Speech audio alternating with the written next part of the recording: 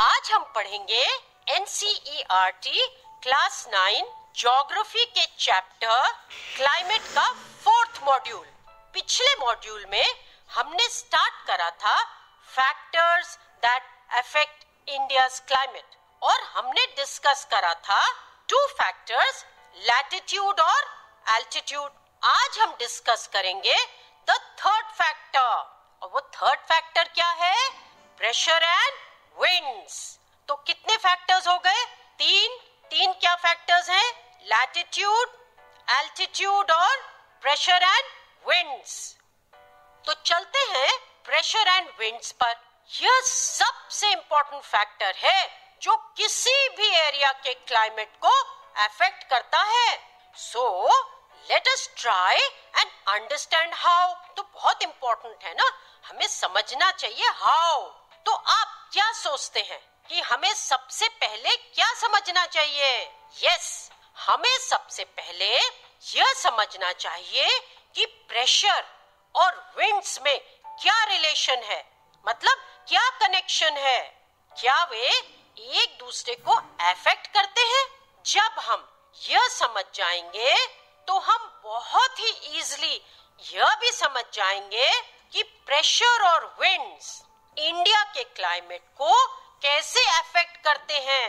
तो सबसे पहले हम समझते हैं कि हाई प्रेशर और लो प्रेशर कैसे क्रिएट होता है। अब इसको समझने के लिए थोड़ा ध्यान से सुनो। हमारे चारों तरफ एयर होती है, ये तो तुम्हें मालूम ही है। अब तुम यह समझो कि एयर लैंड और ओशंस के ऊपर भी होती है। समर्स में, मतलब गर्मी में, लैंड ज्यादा हीट हो जाती है एज कंपेयर्ड टू ओशंस। तो जो एयर लैंड के ऊपर होती है वह ज्यादा हीटेड, मतलब ज्यादा गर्म हो जाती है as compared to air over oceans. और आपको तो पता ही है कि वार्म एयर लाइट हो जाती है, तो हल्की हो जाती है, और हल्के होने से वह ऊपर राइज करने लगती है। अब तुम बताओ कि आगे क्या होता होगा? सोचो सोचो। हाँ, जब गर्म हवा ऊपर राइज करती है तो वह एक एम्प्टी स्पेस छोड़ जाती है, क्योंकि वो तो ऊपर चली गई, नीचे क्या बचा? कुछ नहीं, एम्प्टी स्पेस। इस एम्प्टी स्पेस को लो प्रेशर एरिया कहते हैं। क्या कहते हैं? लो प्रेशर एरिया। तो अभी आपको यह समझ आ गया कि लो प्रेशर क्रिएट कैसे होता है। हवा गर्म होती है, ऊपर जाती है, नीचे की स्पेस खाली हो जाती है, वहां पे हो जाता है लो प्रेशर एरिया। जो एयर सीज और ओशंस के ऊपर होती है वह कूल होती है। अब क्योंकि वो कूल होती है तो वो हैवी भी होती है। यह एयर नीचे की ओर आ जाती है। कहाँ आ जाती है? नीचे। क्यों? क्योंकि वो हैवी होती है, तो वह नीचे की ओर आ जाती है और वहां क्रिएट हो जाता है एक हाई प्रेशर एरिया। तो हमने लो प्रेशर कर लिया, अब हमने हाई प्रेशर कर लिया। High pressure cool air, heavy, ध्यान रखना। Low pressure warm air, hot air और लाइट। तो ये 2 चीजें अगर आप याद रखेंगे तो आपको हाई प्रेशर और लो प्रेशर समझने में कोई दिक्कत नहीं हो। जो बात आपको याद रखनी है वो यह है कि विंड जो है, कोई भी विंड हमेशा हाई प्रेशर एरिया से लो प्रेशर एरिया की तरफ ट्रेवल करती है। क्यों? So that it फिल्स up the empty space of low pressure areas. Very simple. अगर लॉजिकली आप समझें, इसको समझने की जरूरत है। अगर आप समझ जाएंगे तो आप कभी नहीं भूल पाएंगे। इंडिया लाए करता है in the region of north easterly winds, मतलब वो विंड्स जो नॉर्थ ईस्ट की तरफ से आती हैं। और ये विंड्स ओरिजिनेट होती हैं सब tropical high pressure belt of the northern hemisphere. कहाँ पे, कहाँ ओरिजिनेट होती हैं? सब tropical high pressure belt of the northern hemisphere. और यही विंड्स साउथ की तरफ ब्लो करती हैं। कहां ब्लो करती है? साउथ की तरफ। सब tropical high pressure belt of the northern hemisphere से ये ब्लो करती साउथ की तरफ आती हैं, मगर ये डिफ्लेक्ट हो जाती हैं। मगर ये क्या हो जाती है? डिफ्लेक्ट हो जाती हैं। डिफ्लेक्ट मतलब दे चेंज द डायरेक्शन। मतलब विंड आ रही है अच्छी भली ब्लो करके, high pressure to low pressure southwards आ रही है और सडनली डिफ्लेक्ट कर जाती है, चेंज कर जाती है अपना डायरेक्शन। ऐसा क्यों? ये होता है ड्यू टू कोरियोलिस फोर्स। ये एक तरह का फोर्स होता है, कोरियोलिस फोर्स। और क्या होता है, इस फोर्स की वजह से वो मूव कर जाती हैं towards the equatorial low pressure area. मतलब ओरिजिनेट हुई वो हाई प्रेशर एरिया से, साउथ को ब्लो करी, डिफ्लेक्ट हो गई और कहां मूव कर गई? Towards the equatorial low pressure area. मतलब विंड्स हमेशा हाई प्रेशर से लो प्रेशर जाती, चाहे वो डिफ्लेक्ट हो चाहे वो जो। अब तुम बताओ कोरियोलिस फोर्स है क्या? एक हिंट देते हैं, यह अर्थ की रोटेशन से लिंक्ड है। चलो कोई बात नहीं, हम ही बता देते हैं। तुम्हें पता है ना कि अर्थ रोटेट करती है, तो इस रोटेशन की वजह से एक फोर्स बनता है जिसे हम क्या कहते हैं? यस, इसे हम कहते हैं कोरियोलिस फोर्स। क्या कहते हैं? Coriolis force. किससे बनता है? रोटेशन की वजह से। किसकी रोटेशन? अर्थ की रोटेशन की वजह से। और यह फोर्स मूविंग ऑब्जेक्ट्स को डिफ्लेक्ट करता है, मतलब उसको उसका डायरेक्शन जो है चेंज कर देता है। अब ये चेंज कैसे होता है? कहीं भी हो सकता है क्या?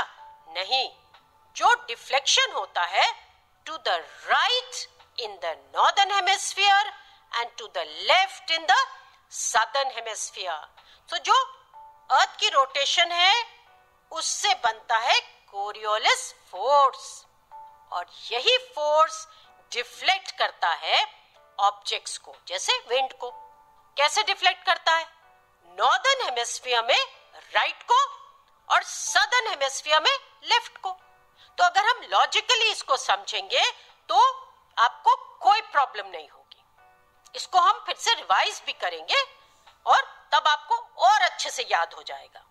अब इसीलिए तो नॉर्थ ईस्टर्ली विंड्स, जिसके बारे में हमने अभी डिस्कस करा, वो डिफ्लेक्ट हो जाती हैं। अब बताओ किस डायरेक्शन में डिफ्लेक्ट होंगी? हम तो नॉर्दर्न हेमिस्फीयर में हैं, तो किस डायरेक्शन में? ऑफ कोर्स राइट डायरेक्शन में। और मूव कर जाती हैं, कहां मूव करेंगी ये बताओ? किस टाइप के प्रेशर एरिया पे? हाई प्रेशर या लो प्रेशर? सोचो, विंड्स ब्लो कर रही हैं हाई प्रेशर से, तो बताओ किस प्रेशर एरिया में जाएंगी? Of course low pressure. तो ये डिफ्लेक्ट होकर इक्वेटोरियल लो प्रेशर एरिया की तरफ मूव कर जाती हैं। और ये विंड्स जनरली बहुत कम मॉइस्चर लेके आती हैं। क्यों? सोच के बताओ। अब विंड्स ब्लो कर रही हैं, अगर वो लैंड के ऊपर से जा रही हैं तो क्या उनको मॉइस्चर मिलेगा? नहीं। अगर वो वाटर बॉडी के ऊपर जाएं, जैसे सीज और ओशंस के ऊपर, तो जरूर मॉइस्चर हो जाएगा उनमें। क्योंकि ये लैंड के ऊपर से आती हैं तो इनमें बहुत कम मॉइस्चर होता है, इसीलिए तो दे ब्रिंग लिटिल और नो रेन एट ऑल। इस रीजन से इंडिया का क्लाइमेट तो ड्राई होना चाहिए, बहुत एरिड होना चाहिए, मतलब जहां रेनफॉल होती ही नहीं है। मगर इंडिया का क्लाइमेट तो मॉनसून टाइप है। ऐसा क्यों? ये तो सोचने वाली बात है, क्योंकि जो विंड्स आ रही हैं इंडिया के ऊपर, वो हैं ऐसी विंड्स जो लैंड के ऊपर से आ रही हैं, उनके पास कोई मॉइस्चर नहीं है। तो फिर इंडिया का क्लाइमेट कैसे हो गया मॉनसून टाइप का? चलो कोई बात नहीं, थोड़ा रिवीजन करते हैं फिर पता करते हैं। अब एक छोटा सा रिकैप कर लेते हैं।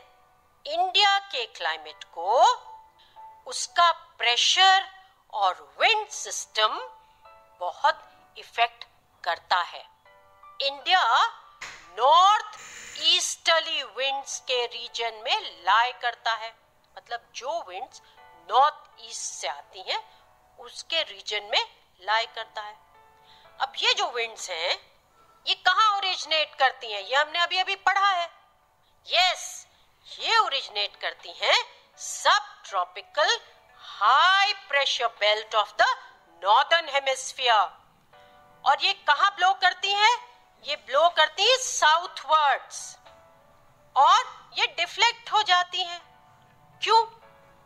Due to Coriolis force. और किस डायरेक्शन में डिफ्लेक्ट होती हैं? राइट की डायरेक्शन में। सो इसको एक बार और कर लेते हैं। इंडिया जो है वो नॉर्थ ईस्टर्ली विंड्स के रीजन में लाई करता है और यही विंड्स ओरिजिनेट करती हैं सब tropical high pressure belt of the northern hemisphere. यही विंड्स ब्लो करती हैं साउथवर्ड्स और फिर हो जाती हैं डिफ्लेक्ट। किस डायरेक्शन में? राइट डायरेक्शन में, ड्यू टू कोरियोलिस फोर्स। इतना तो समझ आ गया। लॉजिकली सोचो तो बहुत आसान है। अब ये जो विंड्स हैं ये ओरिजिनेट करती हैं कहां से? लैंड से, क्योंकि वहां पे तो कोई वाटर बॉडी है नहीं और लैंड पर से ब्लो करती हुई आती हैं। तो अगर ये लैंड पर से ब्लो करती आ रही हैं तो इनमें मॉइस्चर नहीं होगा और ये दे ब्रिंग लिटिल और नो रेन। इसीलिए इंडिया को ड्राई और एरिड होना चाहिए, मगर ऐसा नहीं है। India has monsoon type of climate. Now let's do a quick revision. Pressure and wind system affects the climate of India. India lies in the region of northeasterly winds. These winds originate in the subtropical high pressure belt of the northern hemisphere. These winds deflect towards the right as they blow southwards. This happens due to Coriolis force. These winds originate on land and hence have no moisture. They bring little or no rain. Because of this, India should have been dry and arid. But it is not so.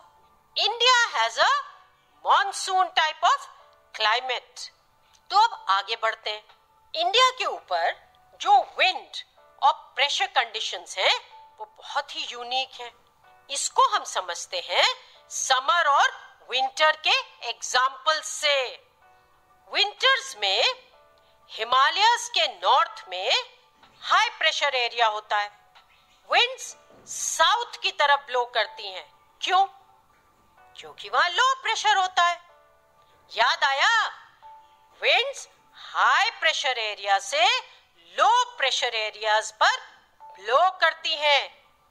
In winds में moisture नहीं होता, ये भी rainfall नहीं देती।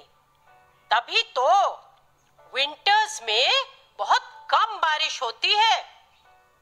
लेकिन summers में land मतलब interior Asia and north western India गर्म होते हैं एज कंपेयर्ड टू ओशंस। मतलब southern part of Indian ocean जहां हाई प्रेशर एरिया बन जाता है। यह सिचुएशन एक complete reversal of the direction of winds during summer करती है। बिल्कुल रिवर्सल हो जाता है डायरेक्शन ऑफ विंड्स।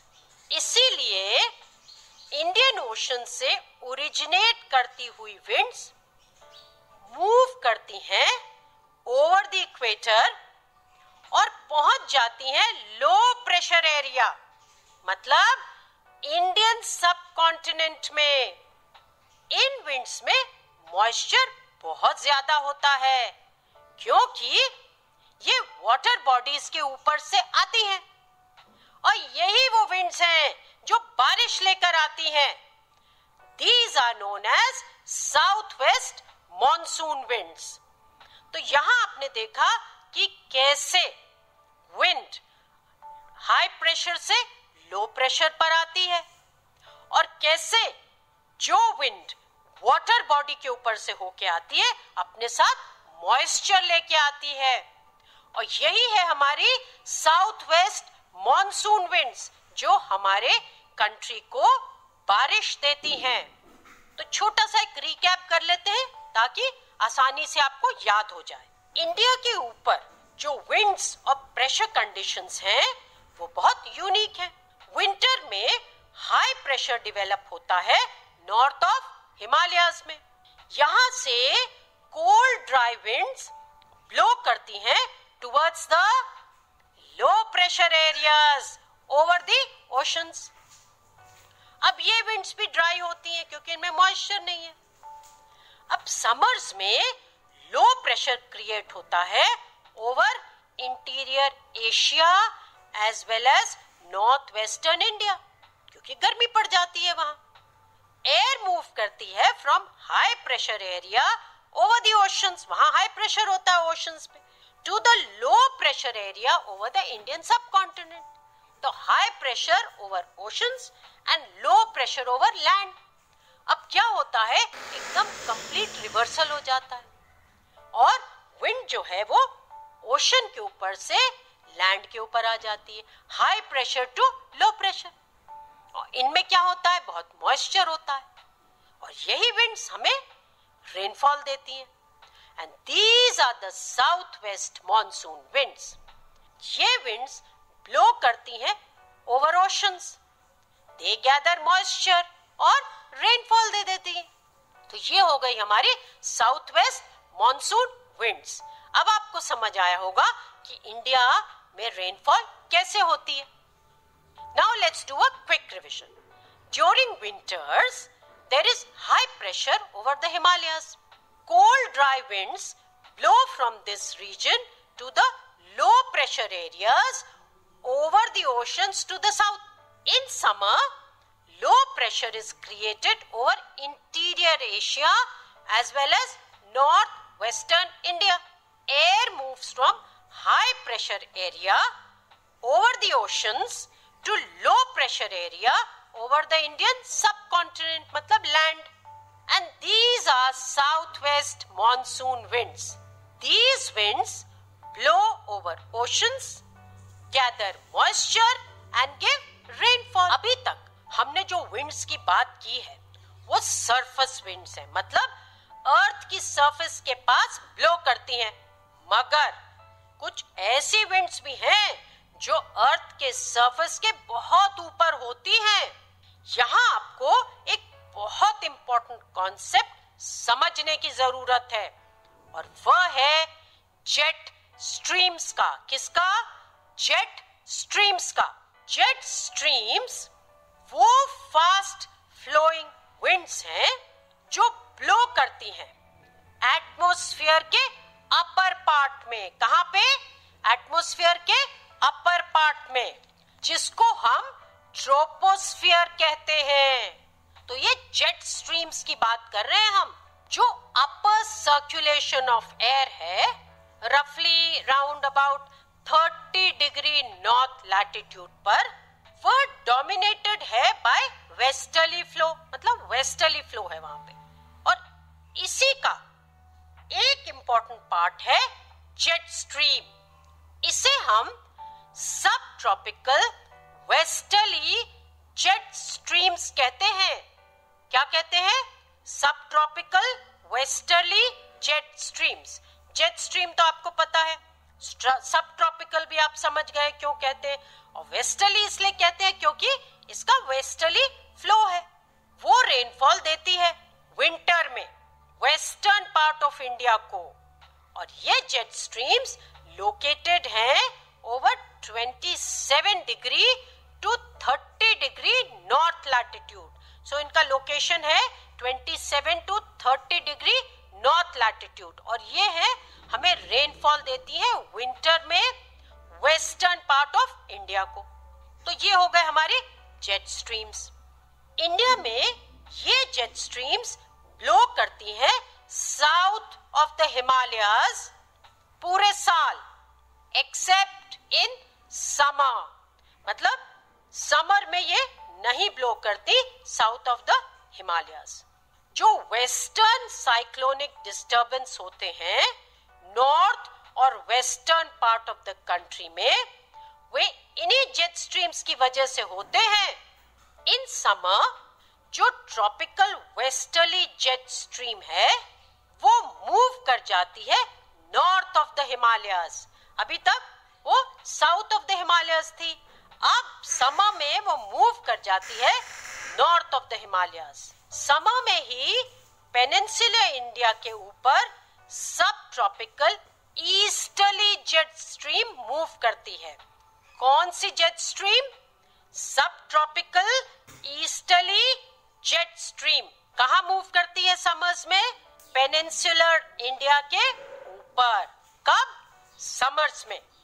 अब ये बहुत क्लियर हो गया कि the factors affecting India's climate are latitude, altitude, pressure and winds. और जो प्रेशर एंड विंड्स हैं वो इंक्लूड करते हैं तीन factors: pressure and surface winds, upper air circulation और western cyclonic disturbances and tropical cyclones. तो जब हम प्रेशर एंड विंड्स की बात करते हैं तो हम ये तीन पॉइंट्स भी इंक्लूड करते हैं, जो कि हमने बहुत अच्छे से यहाँ पे करा हुआ है। तो अब चलते हैं और एक क्विक रिकैप कर लेते हैं। इस रीजन में अपर एयर सर्कुलेशन को एक वेस्टर्ली फ्लो डोमिनेट करता है। इस फ्लो का एक मेजर पार्ट है जेट स्ट्रीम। ये स्ट्रीम लोकेटेड होती है in the troposphere of the atmosphere, approximately 27 to 30 degree north latitude. और इनको क्या कहते हैं? इनको कहते हैं subtropical westerly jet streams. Cyclonic disturbances north और north western part of the country में है, जो वो रिजल्ट है इन जेट स्ट्रीम्स का। ओवर इंडिया ये जेट स्ट्रीम्स फ्लो करती हैं south of the Himalayas all through the year, मगर समर में ये मूव कर जाती हैं नॉर्थ ऑफ द हिमालयस। एक सब tropical easterly jet stream flow करती है पेनिनसुलर इंडिया के ऊपर। कब? समर में। तो विंटर में क्या होता है? जो जेट स्ट्रीम है south of the Himalayas all through the year, मगर समर में वो मूव कर जाती है नॉर्थ ऑफ द हिमालयस। और समर में सब tropical easterly jet stream flow करती है पेनिनसुलर इंडिया के ऊपर। Now let's do a quick revision. The upper air circulation in this region is dominated by a westerly flow. Jet stream is an important part of this flow. These streams are located in the troposphere of the atmosphere. Their location is about 27 degree to 30 degree north latitude. They are known as subtropical jet streams. Cyclonic disturbances in the north and northwestern parts of India are a result of these jet streams. Jet streams flow south of the Himalayas. Only in summer they move north of the Himalayas.